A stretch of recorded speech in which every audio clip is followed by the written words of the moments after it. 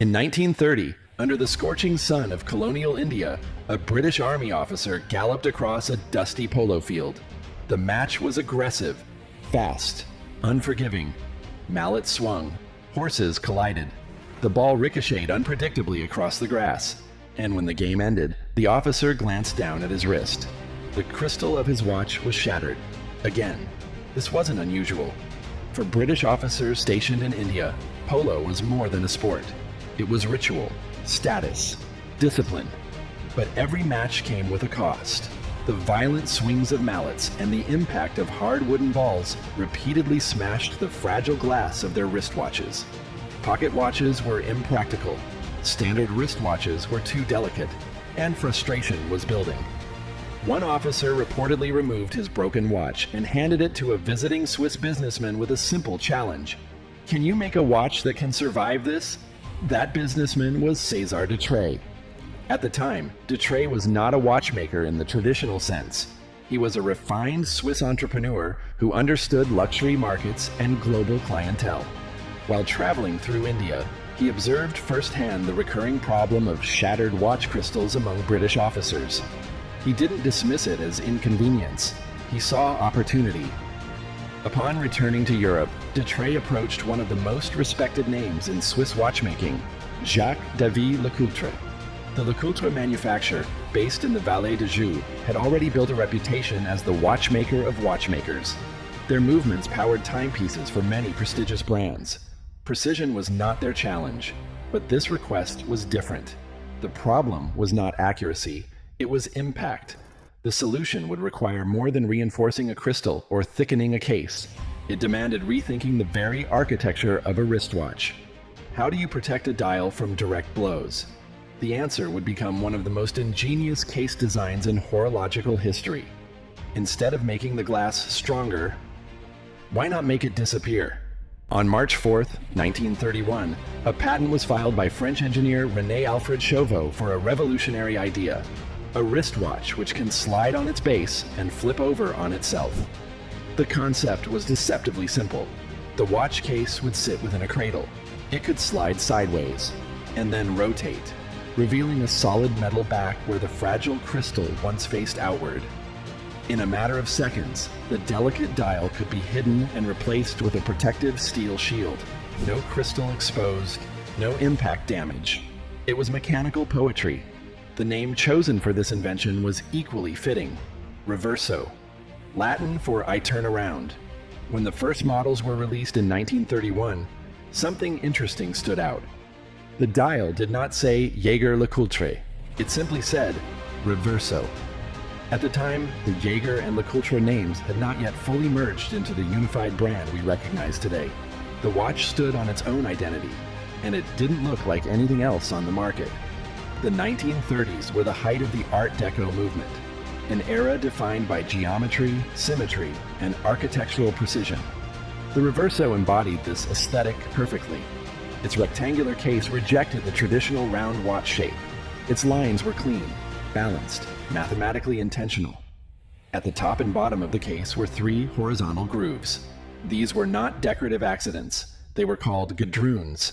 They framed the watch face like pillars of a classical building, reinforcing the symmetry and structural strength of the design.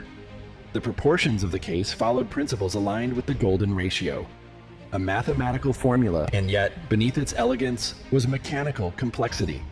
The case did not simply flip loosely. It slid along rails engineered with exact tolerances.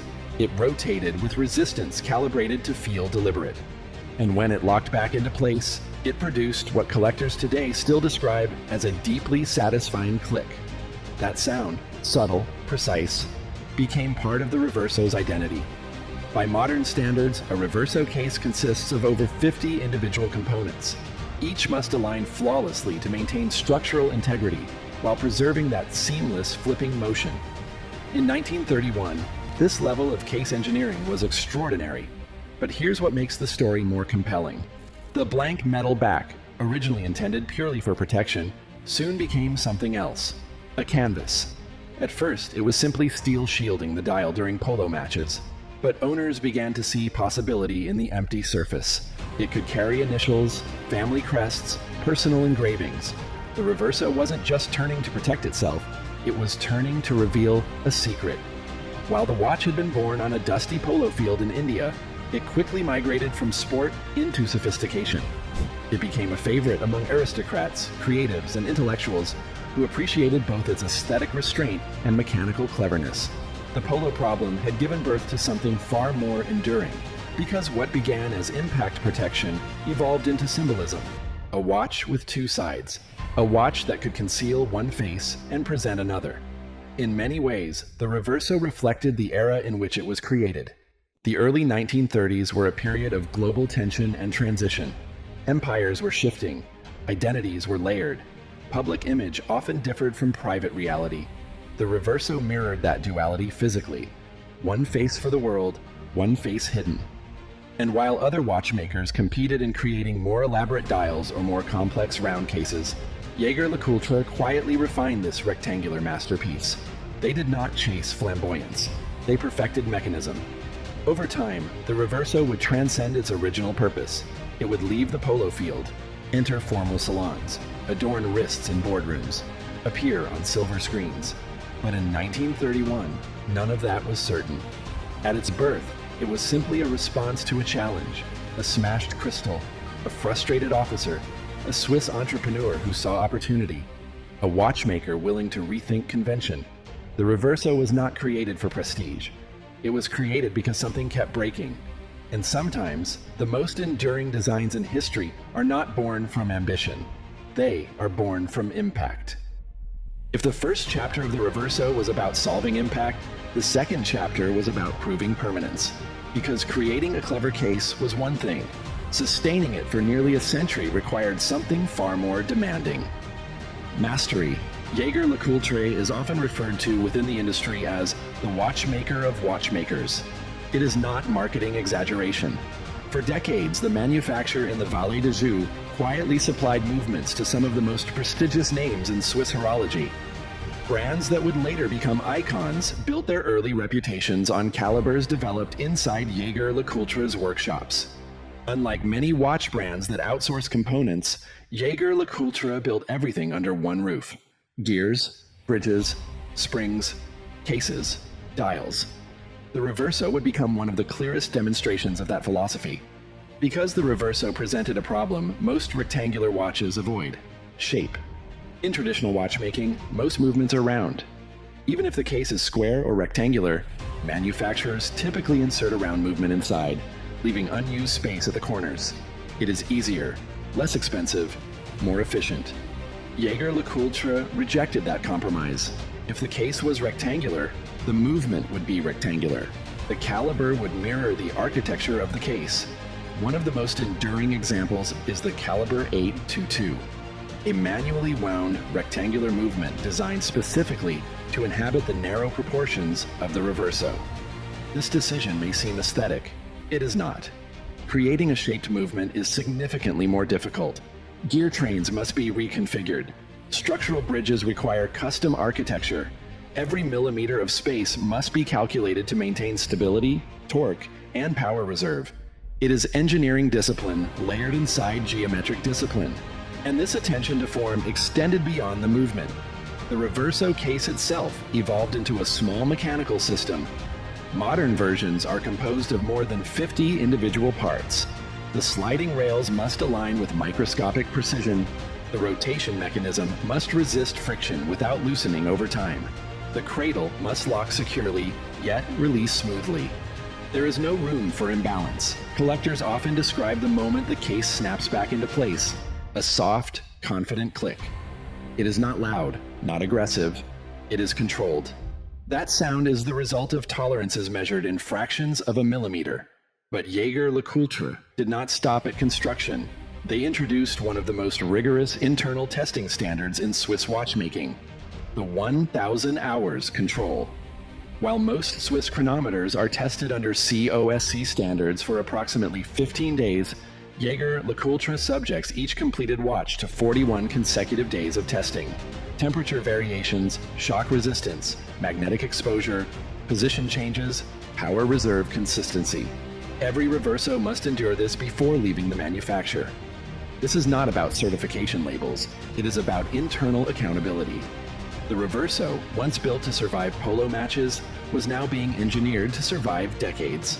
But perhaps the most poetic evolution of the Reverso did not occur inside the movement. It happened on the reverse side. The blank steel back, originally a shield, slowly transformed into a canvas. Owners began engraving initials, dates, coats of arms, dedications. The hidden surface became personal. In time, Jaeger-LeCoultre formalized this idea into an art form. Inside the manufacturer exists the Atelier des Métiers Rares, the rare handcrafts workshop. Here, artisans practice engraving, miniature painting, and grand feu enameling. Grand feu enamel is one of the most demanding decorative techniques in horology. Colored enamel powder is applied in layers and fired repeatedly in kilns at temperatures exceeding 800 degrees Celsius. One mistake during firing can destroy hours of work. For recent limited editions, such as the Reverso Tribute Enamel Snake and Horse, created to honor the Chinese zodiac, artisans spent up to 80 hours engraving and enameling the case back. 80 hours, for a surface most people may never see. This is the paradox of the Reverso. Its most beautiful side may be hidden. That hidden potential also attracted remarkable figures throughout history. Aviation pioneer Amelia Earhart is known to have worn a Reverso. General Douglas MacArthur favored it. Other cultural icons quietly adopted it. Some used the reverse side to conceal personal messages. Others engraved family insignias. The Reverso became a private object in a public world. But Jaeger-LeCoultre did not limit its creativity to decoration. They also explored duality mechanically. In the 1990s, the brand introduced one of the most intriguing evolutions of the Reverso, the duophase. At first glance, it appears identical to the classic model. But when flipped, a second dial appears. 2 faces, 2 time zones, 1 movement. The duophase mechanism allows the user to set a second time display on the reverse side, often used for travel between continents. It is a modern interpretation of the watch's original purpose, not protection, transformation. And then there is the gyro-tourbillon. If the original Reverso was restraint, the gyro-tourbillon is spectacle. A multi-axis tourbillon rotating within the rectangular case, seemingly floating in space. Tourbillons were invented to counteract the effects of gravity on mechanical accuracy.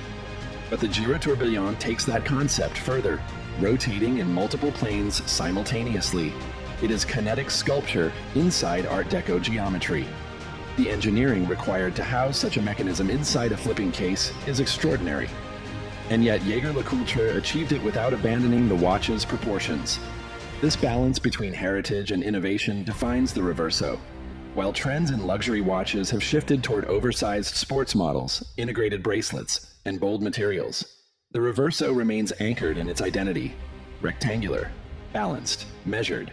Even the materials reflect restraint. Stainless steel for purity, 18-karat pink gold for warmth. Occasionally platinum or titanium for rarity. No unnecessary flamboyance. Even its proportions continue to respect the golden ratio that defined the original 1931 model. It is a watch that refuses to chase fashion, because it never needed to. Over nearly a century, the Reverso evolved from a solution to broken crystals into a symbol of technical purity. Every component built in-house, every case tested for over 1,000 hours, every movement shaped to match its architecture. And yet, for all its mechanical rigor, it remains deeply personal. A watch with 2 faces, one visible, one concealed, one engineered, one expressive. It is this tension between strength and elegance, sport and refinement, engineering and art, that allowed the Reverso to survive eras where other designs disappeared. It did not need reinvention, it needed refinement, and refinement became its legacy. By the mid-20th century, the polo fields of India had long faded into history. Empires shifted, borders changed, wars reshaped continents, but the Reverso endured. What began as a practical solution for British officers evolved into something far more symbolic. A watch defined not by sport, but by duality. Because the genius of the Reverso was never only mechanical, it was philosophical. A watch with 2 faces invites interpretation. Public and private, strength and refinement, protection and expression. Over the decades, the Reverso quietly found its way onto the wrists of artists, thinkers, and cultural icons. Charlie Chaplin appreciated its geometric purity. Pablo Picasso admired its Art Deco lines. Modern actors such as Benedict Cumberbatch and Anya Taylor-Joy have worn it not for flash, but for identity. Unlike oversized sports watches that command attention across a room, the Reverso speaks softly. It does not demand recognition. It rewards understanding. Perhaps no cultural reference captures its symbolism more clearly than its appearance in Christopher Nolan's Dark Knight trilogy. Bruce Wayne, billionaire industrialist by day, masked vigilante by night, wears a Reverso, a watch with two faces, a man with two identities. The choice was deliberate. The Reverso does not merely flip, it transforms. Even today, nearly a century after its patent, the watch remains structured around that idea of transformation. As of 2026, the Reverso collection is organized into three primary families. The Reverso Classic preserves the traditional Art Deco language, Arabic numerals, railway minute tracks, restrained color palettes. It remains closest to the 1931 spirit. The Reverso Tribute embraces vibrant dials and minimalist baton markers, echoing early archival models while offering contemporary expression. The Reverso One elongates the silhouette, refining the proportions into a more slender, elegant form. Across these families, materials range from stainless steel to 18-karat pink gold, with occasional platinum or titanium variations. Entry models begin around $6,500. Complicated and precious metal editions can exceed $40,000. But price has never been the central argument of the Reverso. Its appeal lies elsewhere. In 2026, Jaeger-LeCoultre introduced the Tribute Monophos, or Deco, pairing a pink gold case with a Milanese gold mesh bracelet, the first of its kind in the collection. It was not radical. It was refined. The brand does not reinvent the Reverso. It revisits it. That consistency may be the greatest testament to its design. While countless watches have been redesigned, resized, and reimagined to follow trends, the Reverso has remained loyal to its proportions. The gadrooms still frame the dial. The rectangular case still honors the golden ratio. The flip mechanism still delivers that quiet, confident click. The world around it accelerated. The Reverso did not. Instead, it deepened. And perhaps that is why it survived. Because the Reverso was never loud. It never relied on rotating bezels or oversized crowns to define itself. It relied on geometry, precision, restraint. The blank case back, once a shield against Polo mallets, remains a blank canvas for those who choose to inscribe meaning onto it. Initials, dates, messages known only to the wearer. It is rare in modern luxury for something so mechanical to feel so intimate. The Reverso achieves that balance. It is both industrial and personal, engineered and emotional. And in many ways, it still carries the spirit of its origin. That British officer in 1930 did not ask for elegance. He asked for durability. He wanted a watch that would not break under pressure. Jaeger-LeCoultre delivered more than protection. They delivered permanence. Nearly 100 years later, the Reverso continues to embody a principle that transcends sport and status. When something faces impact, you do not always need to strengthen it. Sometimes you redesign it. You allow it to turn, to adapt, to reveal another side. And that is the quiet brilliance of the polo player's shield. It did not fight the blow. It stepped aside. From a dusty polo field in India to the ateliers of the Vallée de Joux. From shattered crystals to multi-axis tourbillons. From military officers to cinematic vigilantes.